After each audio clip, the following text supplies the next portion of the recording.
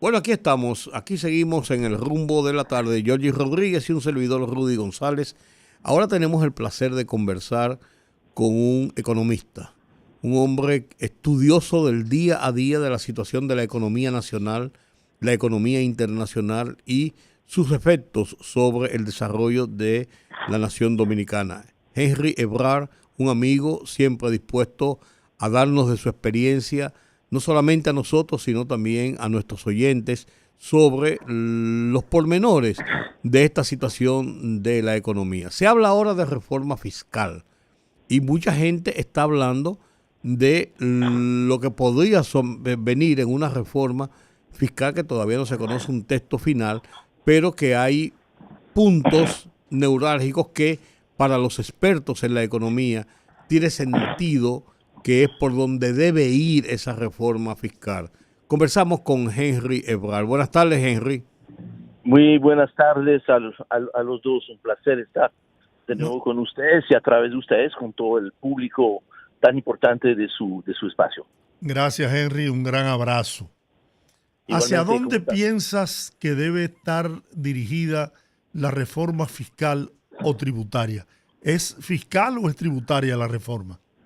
Mira, muy buena pregunta para empezar. Yo creo que, como se dice, ¿no? Las palabras tienen su sentido, ¿no? Es importante entender de qué estamos hablando. Cuando se menciona reforma tributaria, es una reforma que solamente tiene como propósito modificar los impuestos, la forma de cómo se cobran los impuestos, de cuánto es la tasa de los impuestos y a quiénes se van a cobrar los impuestos. Es típicamente lo que en muchas oportunidades en la República Dominicana hemos denominado como un parche tributario. Básicamente se aumentan tasas para tratar de aumentar la recaudación. Eso es una reforma tributaria. Cuando hablamos de una reforma fiscal, ya es una reforma que tiene una mayor amplitud, porque además de tener, sí, la parte de los tributos, como si fuese una reforma solamente tributaria, además tiene que ver una reforma fiscal con otras tres dimensiones importantes para el Estado, una que son los gastos del Estado, otro que son los activos y fíjate los pasivos. O sea que una reforma fiscal es una reforma que tiene una amplitud muy superior a una reforma solamente tributaria y de hecho se acostumbra a decir que una reforma fiscal es mucho más sana que una simple reforma tributaria porque no solamente estamos viendo el tema de los ingresos, sino tenemos el tema de los gastos. Pero ahí, en este caso que nos ocupa, si bien es cierto, se está hablando de una reforma fiscal, esta reforma fiscal es un elemento dentro de un paquete mucho más ambicioso y holístico, si se puede decir, de reformas. Es una reforma fiscal que algunos dicen que es la madre de todas las reformas. Puede ser, pero esta reforma fiscal también para que sea exitosa y para que tenga éxito en la República Dominicana y pueda producir efectos positivos para la población, una reforma que también se va a tener que articular con otras reformas, tales como una reforma a la seguridad social, tanto en la parte de salud, pensión, como seguro de desempleo, una reforma también que tiene que articularse con una reforma de la parte laboral, aumento del salario, mejor formalidad de las empresas privadas, pero también otras reformas como el tema de la recapitalización del Banco Central, la reforma del sector eléctrico y una serie de posibles reformas que vayan a mejorar lo que es la estructura y de cómo está organizado el Estado. Como ustedes lo ven, esta reforma fiscal es muy importante, pero es un elemento de un conjunto de reformas que es precisamente lo que el presidente de la República hace 2 semanas ha estado explicando, de que viene toda una serie de reformas y yo creo que es así que debemos estar viendo esta situación. No es un parche tributario, no es una sola reforma fiscal, es una reforma fiscal como parte de un conjunto muy ambicioso de importantes reformas. Se ha hablado ya, ahora se hablaba inicialmente de una reforma que iba a tocar solamente la búsqueda de impuestos para subir la presión tributaria y lograr una estabilidad mejor a la actual entre lo que son los gastos de capital y los gastos de inversión del gobierno. O sea, sí, a grandes rasgos. Se mencionó ayer, por ejemplo, el tema de la situación de la energía eléctrica, que aunque hay un pacto eléctrico, decía el presidente que iba por encima del pacto eléctrico a tratar todo el tema de una reforma de todo lo que se maneja en el sector, entre otras cosas. Además de esa parte de un pacto eléctrico, y se habla de un pacto necesario de laboral que está ahí, y además de una reforma en el sector salud, de seguridad social. ¿sí? ¿Qué otros aspectos puede tocar una reforma de este género?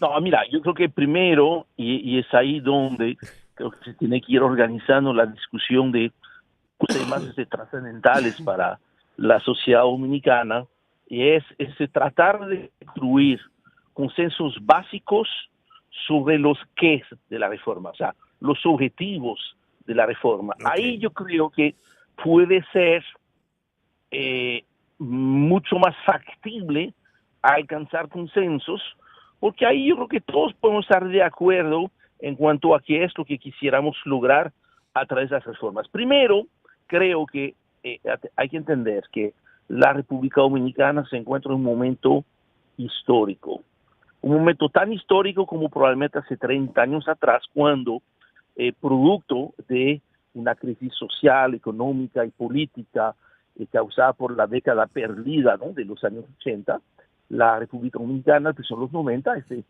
emprendió una agenda de profundas reformas que son las que han permitido el crecimiento extraordinario que ha tenido la economía dominicana. De hecho, que todo el mundo está claro que el crecimiento más espectacular de toda Latinoamérica lo ha tenido la República Dominicana, pero también sabemos, y es parte del gran reto, de que este crecimiento no le ha llegado a toda la población con la misma intensidad. Incluso en algunos casos puede decir que, mira, este crecimiento no le ha llegado a toda la población. Y seguir creciendo como lo hemos venido haciendo, inclusive ya después del COVID, la República Dominicana ha mostrado una resiliencia fantástica. Pretender seguir creciendo como se ha venido haciendo sin lograr la incorporación de toda la población, esto tarde o temprano será socialmente insostenible. Es la razón por la cual yo creo que lo que buscan esas reformas es aprovechar el extraordinario potencial que tiene ahora la República Dominicana, mucho más que hace 30 años atrás, de poder tener un crecimiento potencial que no va a ser un 5% al año, sino un 6, un 6,5%, un 7%, pero esta vez un crecimiento que le llega a la gente. Ustedes Bueno, el recuerdan, presidente habló ya, ayer de duplicar, duplicar para el año 36 el PIB. es completamente factible. Nosotros hemos estado haciendo proyecciones y yo creo que lo que está en juego, señores, ustedes recuerdan cuando el doctor Balaguer le había dicho al entonces se inauguraba como presidente de la República el doctor Leonel Fernández, y había dicho el doctor Balaguer que él entregaba un avión ahí en la pista listo para Listo despegar. para el despegue. Lo que está en juego esta vez no es un avión, no es un avioncito, es un cohete para poder llegar a las estrellas. Eso yo creo que es la oportunidad histórica que tenemos y la extraordinaria responsabilidad que tiene el presidente de la República, pero también nosotros como sociedad, porque yo creo que no es justo solamente cargarle el dado y la responsabilidad al presidente de la República, sino que nosotros como sociedad tenemos que ver este momento histórico, saber aprovecharlo y entonces tomar esa decisión. Yo no le tengo miedo a las reformas, le tengo miedo a que no sepamos aprovechar el momento para implementar esas reformas. Si hacemos esas reformas, efectivamente, dentro de 10 años, la economía dominicana habrá más que duplicado su tamaño, pero esta vez sí, la gente va a recibir este beneficio. Por eso necesitamos hacer esta serie de reformas, incluyendo la propia reforma fiscal. El presidente ha dicho que si hacemos las cosas como deben hacerse, en 12 años la República Dominicana habrá logrado un pleno desarrollo. Bueno, emitió un decreto hoy, lo pongo en contexto hace un momentito, el 33724, que crea una comisión precisamente para trabajar hacia esa meta del 2036. Hay otro aspecto, y es el presidente dijo ayer también que hay que mejorar el gasto público. ¿Cómo se podría lograr esto, Henry? No, por supuesto, porque mira, tenemos que entender que para que el crecimiento sea más incluyente, se requiere que problemas colectivos reciban soluciones colectivas. Esas soluciones colectivas solamente pueden aparecer si se ejecutan desde el Estado, lo que llaman la provisión de bienes públicos, el agua, la educación, la salud, la seguridad. Eso le toca al Estado asegurar, hacer este papel. Por más que se mejore la calidad del gasto, no va a ser suficiente el nivel de gasto que tenemos hoy en día, porque de un lado los ingresos no son suficientes, necesitan crecer, y dos, dentro de los gastos hay dos gastos especialmente que están impidiendo un mejor accionar desde el Estado, con mayores grados de libertad. Uno es el tema eléctrico. El tema eléctrico este año se lleva 86 mil millones de pesos de transferencia a las EDES. Eso equivale al 40% del déficit fiscal. Y el déficit fiscal es la deuda de hoy. La deuda de hoy son los intereses de mañana. Y ahí precisamente la otra fuente que complica la labor del Estado es que prácticamente el 25% de los ingresos que recibe el Estado no lo puede utilizar para hacer política pública, porque lo tiene que utilizar para pagar los intereses de la deuda. Por encima de esto, entonces, sobre eso ya se pudiesen construir una serie de acuerdos básicos.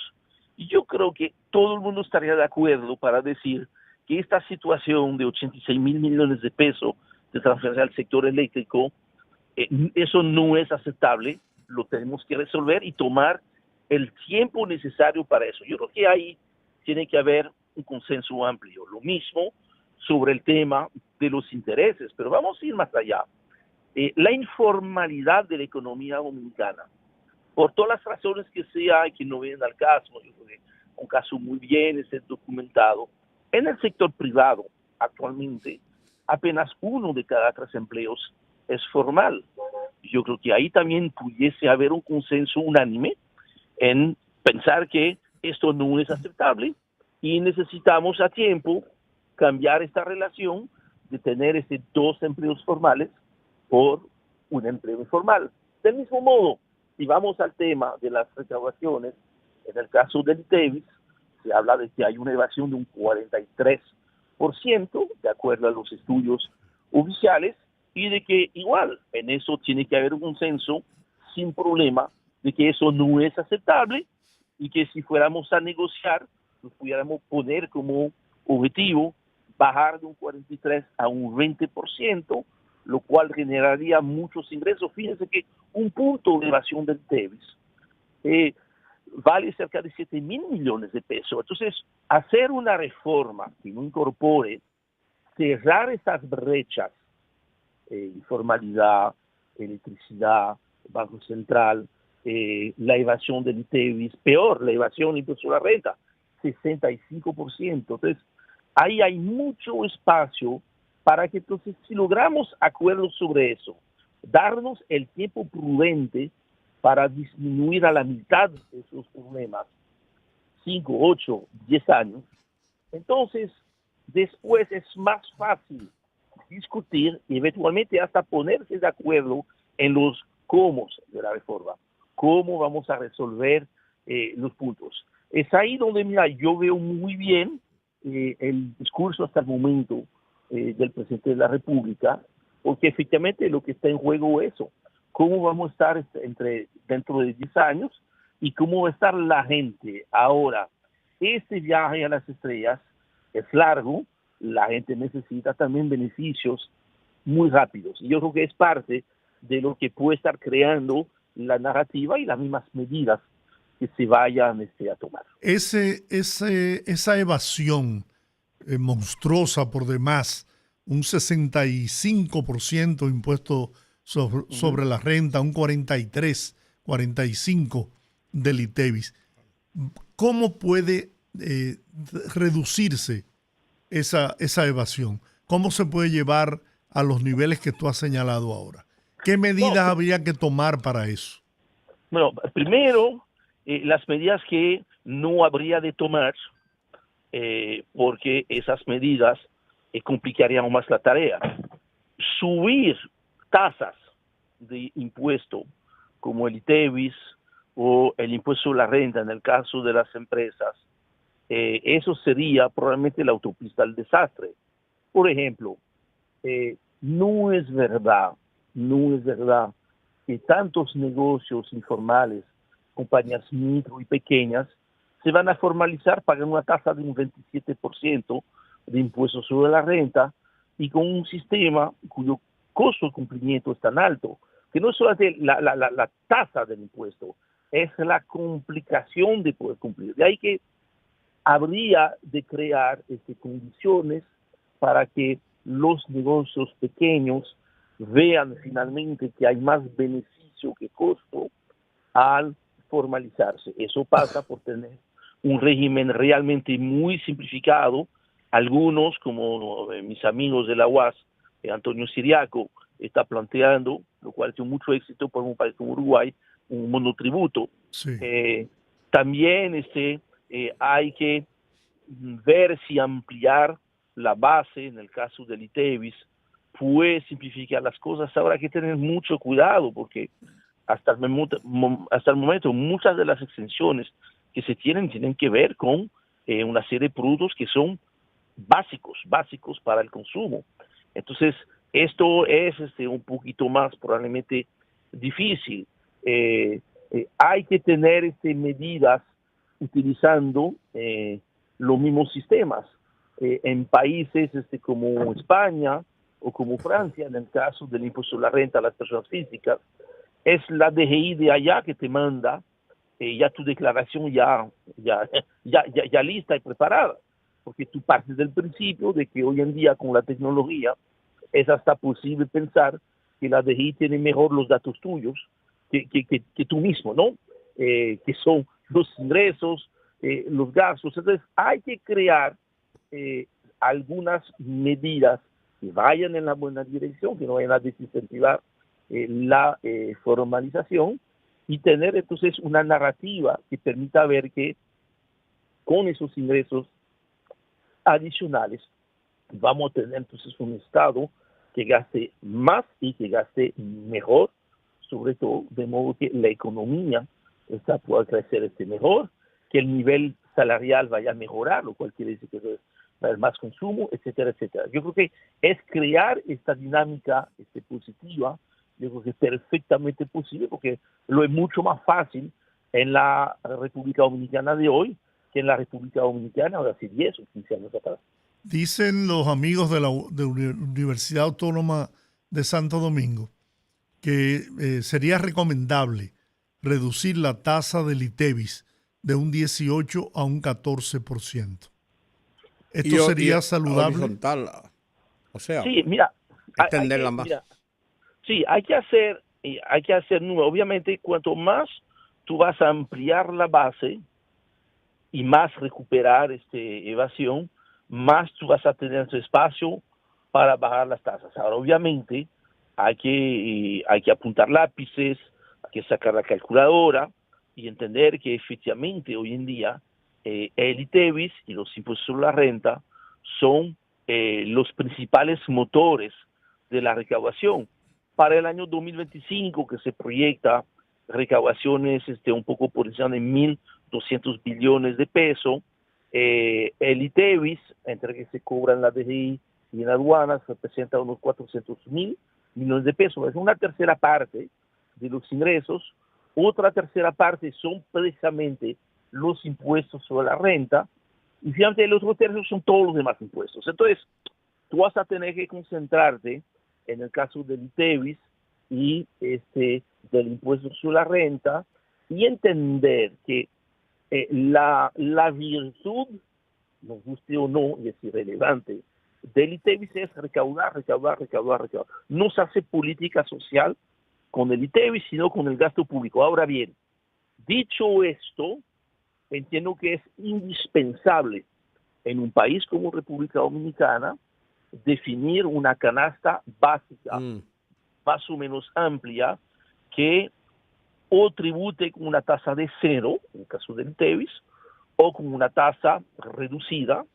Y yo inclusive, más allá de esto, yo tomaría de la canasta de bienes y servicios del Banco Central algunos bienes que son fundamentales para el consumo de los hogares más vulnerables, y que hoy en día muchos de esos bienes pagan un ITEVIS un 16%, y que le bajemos el ITEVIS a esos bienes al cero, una tasa intermedia, de modo que producto de la reforma algunos precios básicos puedan bajar y que inmediatamente se empieza a ver algunos beneficios muy concretos de la reforma para los que más lo necesitan. Yo creo que todo eso puede ser parte de esta narrativa. Ahora, los números al final de la jornada tienen que significar un incremento en los ingresos del Estado.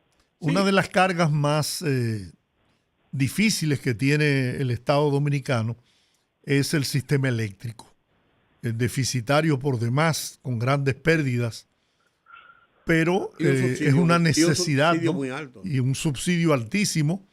¿Cómo se puede lograr reducir las pérdidas, especialmente en las distribuidoras, y además de eso, reducir y eficientizar el subsidio y focalizándolo a las personas que realmente lo necesiten? Sí, yo creo que hay que mantener un esquema en el cual el consumo debajo de 100 kilos mensual puede ser subsidiado, ¿no? Uh-huh. Ahora, obviamente, no es aceptable tener un sistema en el cual prácticamente el 40% de la luz que se despacha no se esté cobrando. Yo creo que no hay ningún negocio, hasta ilícito, que pueda soportar Claro. esto. Ahora, esto va a requerir tiempo, voluntad política e inversiones. Se va a necesitar hacer grandes inversiones en el sistema de distribución, y para no pesar en las cuentas fiscales, yo contemplaría, dentro de todas las teclas que hay que revisitar, a mí no me chocaría que, aunque sea parcialmente, 30-40%, yo pondría acciones de Punta Catalina en el mercado de valores.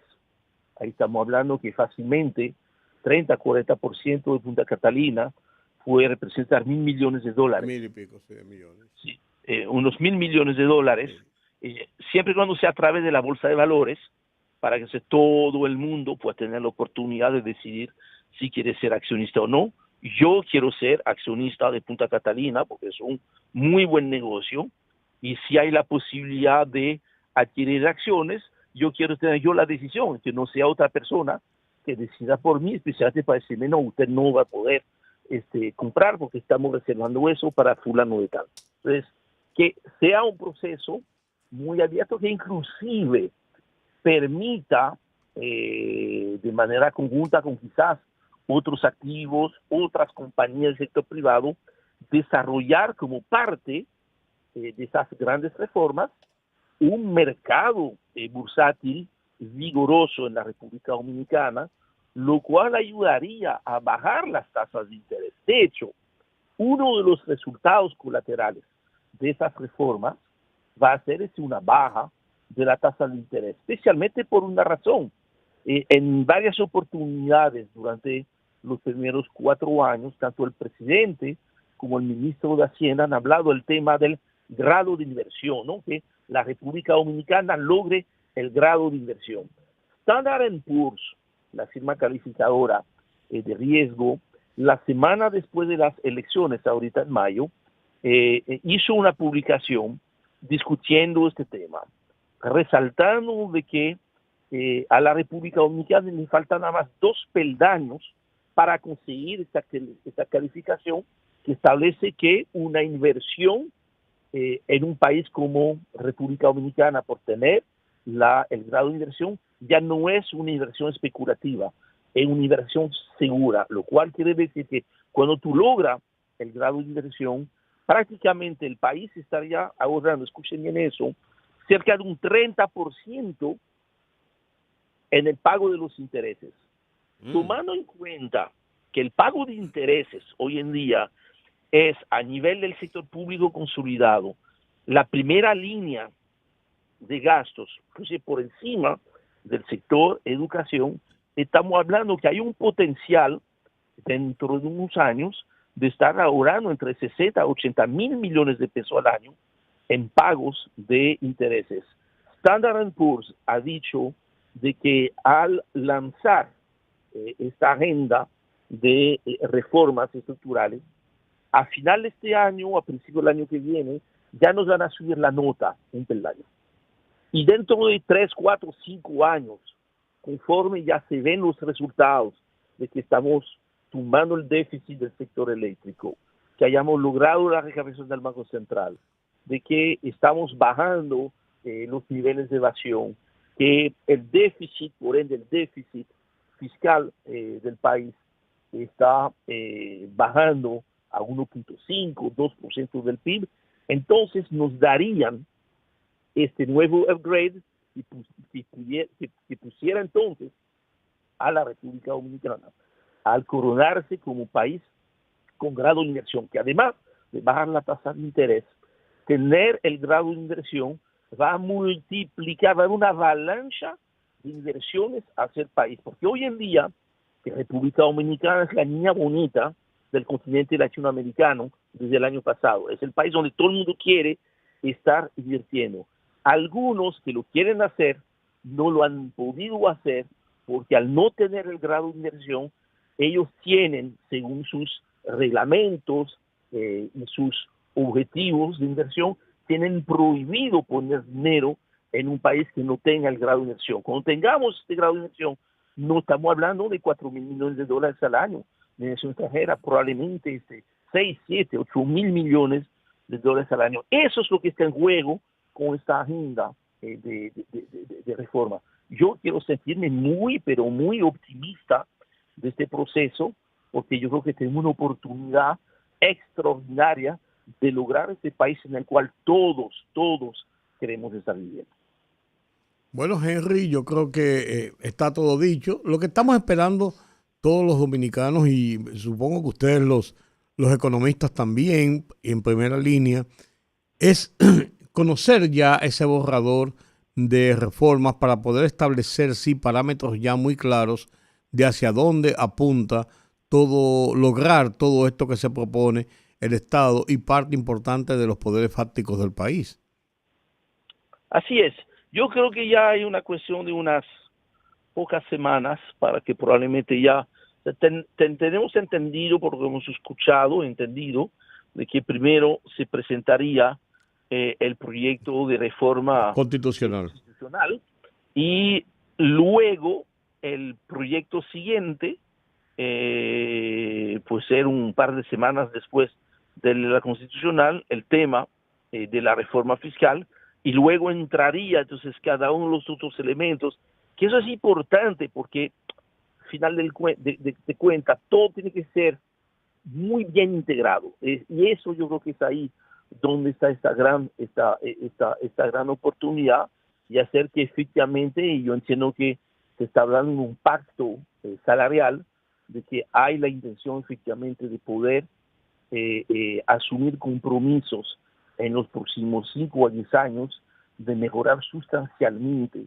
el nivel salarial del país. Por eso, todo tiene que ser ese dando y dando, de modo que, pues, mira, al final de la jornada, todo el mundo reciba un beneficio, pero más especialmente que reciban beneficios lo que hasta el momento no habían participado de la fiesta de 30 años de crecimiento en la República Dominicana. Perfecto. Pues gracias, Henry, gracias por tu tiempo y por explicarnos todos estos proyectos y el alcance de los mismos de cara a la reforma fiscal que está esperando la sociedad dominicana y que es un hecho a la vuelta de la esquina. No, y de nuevo, no le tengamos miedo a las reformas. Más bien, tengámosle miedo a de que no se hagan las reformas. Perfecto. Gracias, Henry. Un gran abrazo, Henry. Muchas gracias. Gracias. Bien. Bueno, vamos a la pausa. Al regreso abrimos los teléfonos para que el pueblo hable.